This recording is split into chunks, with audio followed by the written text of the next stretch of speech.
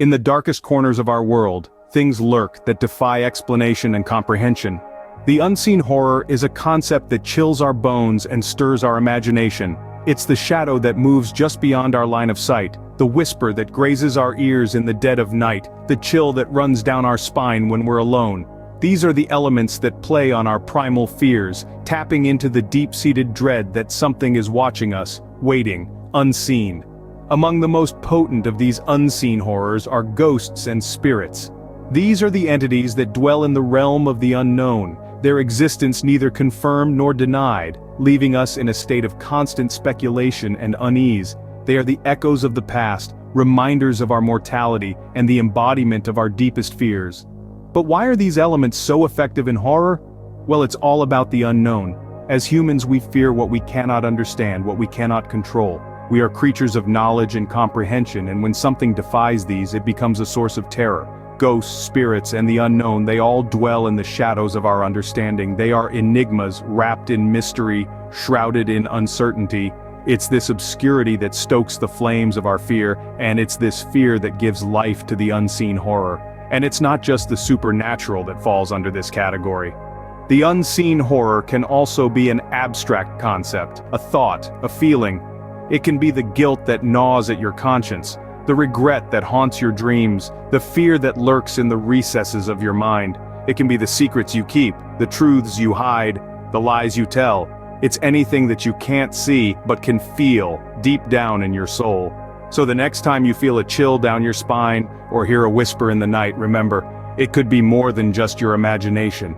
It could be the unseen horror lurking in the shadows, waiting, watching. Because after all, what if these unseen horrors were closer than you think? Fear is not just a feeling, it's a complex physiological response designed to keep us alive.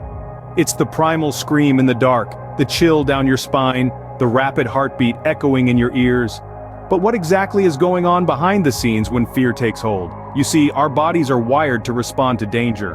When we're faced with something scary, our brains instantly activate the fight-or-flight response. That's why you might feel your heart pounding, your palms sweating, and your muscles tensing up. It's all part of your body's automatic survival system kicking into gear. But let's delve a bit deeper into the science of fear.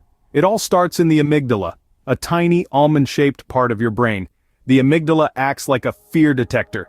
It's constantly on the lookout for threats, ready to sound the alarm at a moment's notice. When it detects danger, it sends a distress signal to the hypothalamus, which is like the command center of your brain. The hypothalamus then triggers a series of reactions in your body, releasing adrenaline and cortisol to prepare you for action. Now, you're probably wondering why certain things trigger our fear response. Why do we find dark, shadowy corners or sudden loud noises so unsettling? Well, it's all about survival. Our ancestors who were more attuned to potential threats were more likely to survive and pass on their genes. So, we've evolved to be on high alert for anything that could signal danger, even if it's just a harmless shadow or a creaking door. And here's where horror comes into play. It's a genre that's mastered the art of exploiting our fear response.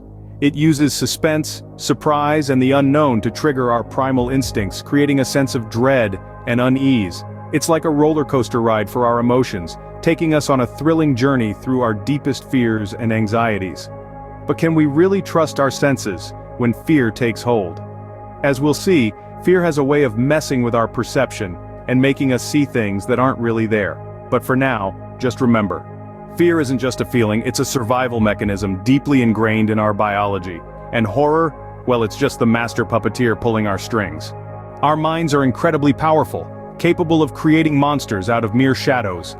This statement is more than just a metaphor. It's a testament to the power of suggestion, a tool often wielded by those in the horror genre to instill fear and terror. The power of suggestion is an art, a psychological trick that plays with our perception of reality. It's a whisper in the dark, a half-seen movement in the corner of our eye. It's the rustle of leaves when there's no wind, the footstep in an empty house. It's the anticipation of the monster, not the monster itself. Horror masters know that what is left unseen is often far more terrifying than what is shown. Why? Because they're playing with our minds, letting us fill in the gaps, allowing our imaginations to conjure up the most horrifying images we can muster. We're all different, and so too are our fears. What scares one person might not scare another. By using suggestion, Horror taps into our individual fears, making the experience personal, intimate, and far more terrifying. As we delve deeper into the darkness, we realize that the power of suggestion is not just a tool for storytellers, but a primal force at work within us all. It's a survival instinct, a warning system that tells us when something isn't quite right. But what if those shadows aren't just in your mind? What if the monsters under your bed weren't just figments of your imagination? Picture this: you're alone in your room, the darkness is creeping in, and your personal fears suddenly take a tangible form. Imagine the horror genre tapping into this concept, turning your deepest phobias into living nightmares. It's one thing to watch a horror movie about a haunted house or a creepy doll, but it's an entirely different feeling when the horror narrative revolves around your personal fears. The ones that make your heart pound, your palms sweat, and your mind race. It could be anything. The fear of heights, spiders, closed spaces, or even the fear of being alone. Now imagine these fears being amplified and manipulated in a horror narrative. It's no longer just a movie or a story, it's a personal experience. It's your worst nightmare brought to life. This concept is not just about creating a terrifying experience, it's about making it personal. It's about making you the protagonist in your own horror story. It's about turning your everyday environment into a potential haunt and making the familiar unfamiliar. When horror becomes personal, it becomes more real. It becomes more terrifying, it becomes more engaging, and it's this engagement that keeps you hooked, that keeps you on the edge of your seat, that keeps you wanting more. And what if those monsters decided to come out to play? We've explored the unseen, the science of fear, the power of suggestion, and your worst nightmares, but what happens when the unseen becomes seen? Now we stand on the precipice of revelation. The shadows that have lurked in the corners of your mind will soon step into the light.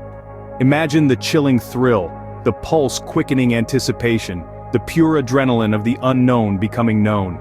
The unseen is about to become seen. Are you ready to face your fears? Because they're ready to face you.